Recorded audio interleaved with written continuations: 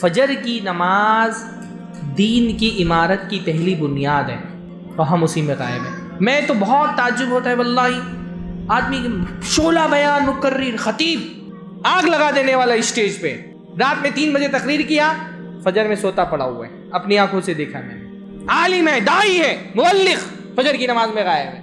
کہے گا دائی بھائی، ہاں دائی کا کام تو ہوتا ہے اللہ کے بندوں کو اللہ سے جوڑنا، جس کا خود اللہ سے تعلق ٹوٹا ہوا ہے وہ کیا اللہ کے بندوں کو اللہ سے جوڑے گا؟ ٹرسٹی ہے مسجد کے، فجر کی نماز میں غائب ہے۔ کائے کے ٹرسٹی بھائی تم؟ ہاں بھائی نمازی بنو پہلے نا۔ آدمی پہلے پہلی دوسری تیسری چوتھی جماعت پاس کرتا ہے، اس کے بعد عالمیت فضیلت کرتا ہے نا۔ فرسٹ سیکنڈ تھرڈ آپ نے پڑھائی نہیں اور ڈائریکٹ آپ بی اے ایم اے کر سکتے ہیں، تو کائے کا ٹرسٹی ہے وہ آدمی بھائی جو فجر کی نماز نہیں پڑھتا ہے؟ اس کو توبہ کر کے پہلے نمازی تو بنو، ٹرسٹی بننے کا مرتبہ اس کے بعد ہے۔